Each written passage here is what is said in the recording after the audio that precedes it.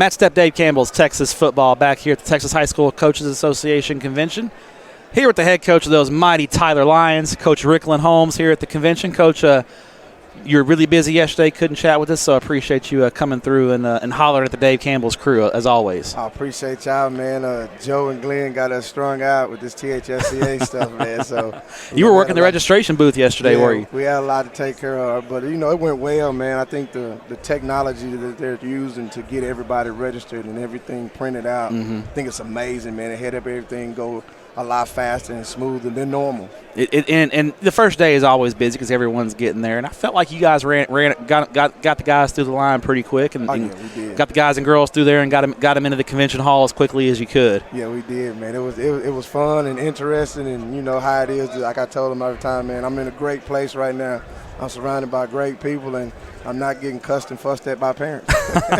You're undefeated right now. You're undefeated, yeah. So let's look back at 2021 a little bit. And you guys had a tough 2020 season. Didn't go. That wasn't the expectation. Yeah. And we know what the expectation there is in North Tyler and with the Lions for sure. In 2021, you kind of started to get the ship turned in the right direction. You guys had a good year, and I feel like there's a buzz around your program going into 2022 because of the good year you had last year and all the veteran experience you have coming back. Would you agree that there's a little bit of buzz in town right now about the Lions? Most definitely. In 2020, it was part of our plan. We took a chance playing 8 freshmen. And out of those 8 freshmen, those guys are big D1 recruits now as juniors. Yeah. So now you don't have any hair. Did they give you any gray hair no, that first year? I got a little right here in my chin and everything. But I'm excited, man. I think we got a really good group in the 2023 class, and then they're supported by the 2024 class, big 2024 class. And our 25, we got a couple that's going to contribute. But the depth, the experience, my coaching staff, you got to give hats off to them because they've been with me for a long, long time now. A lot of continuity on your staff. And that's key to build that. I was talking to Jason Todd at South Oak Cliff, about their continuity on staff and how in order to win big, you got to have that continuity. And he feels like he's got continuity. And I think you guys have the same thing there at Tyler with those guys and those kids. They know what to expect from those coaches. Oh, most definitely. And just having guys that know each other, that can be able to work with each other and understand that, like we tell the kids, we're all in this together to get a common goal accomplished. Now, when we talk about your 2022 ball club and the experience you have come back and the very difficult district. Time out. Sorry, edit that out. Yeah, I felt it coming on. I was trying to hold it back. I saw it in your eyes. Yeah. We'll just start that question over. 3, 2, 1. When we look at your ball club in 2022 in the UIL realignment and what's coming up, tough district.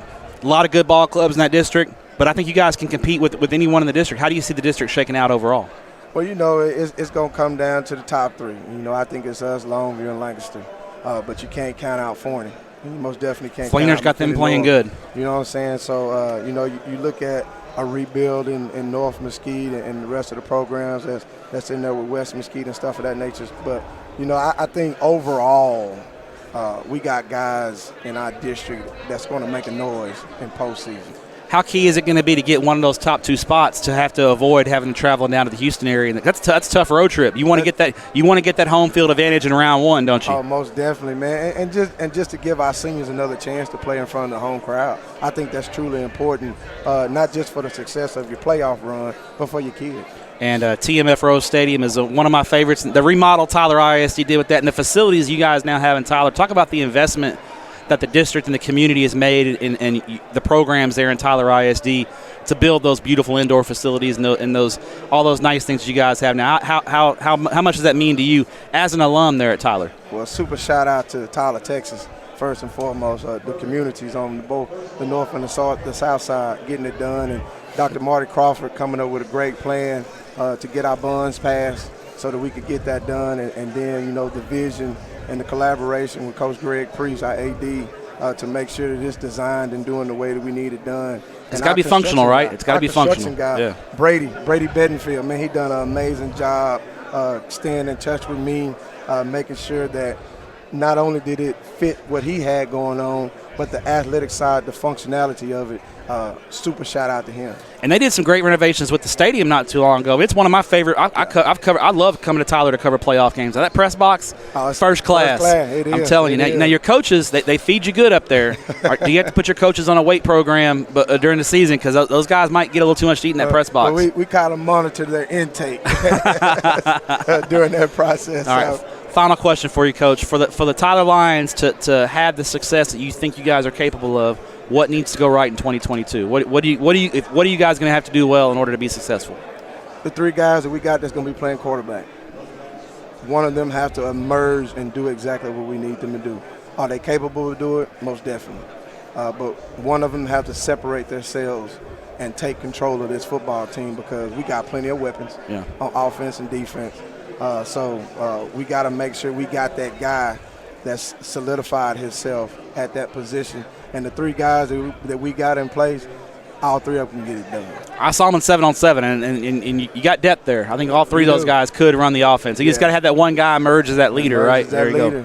And I think they'll do that. One final question for you. I love to eat. Tyler's a good food town.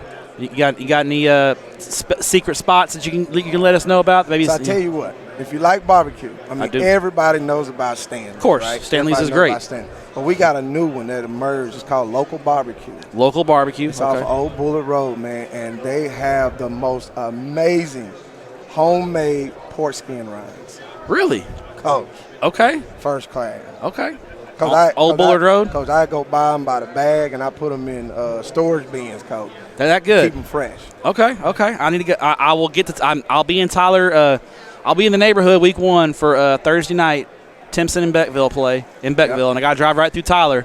So I might have to make that happen. Coach, appreciate your time as always. Good to see you, and good luck in 2022. We appreciate what you do for student athletes in the state of Texas. Hey, and thank you and Dave Campbell Magazine for everything y'all do to promote our sport and to make sure that everybody stays informed. We try. You do an amazing job, man. I really appreciate that. And I don't know if everybody out there listening that knows how much work goes into this on y'all part to get that going. So I appreciate y'all. Appreciate you.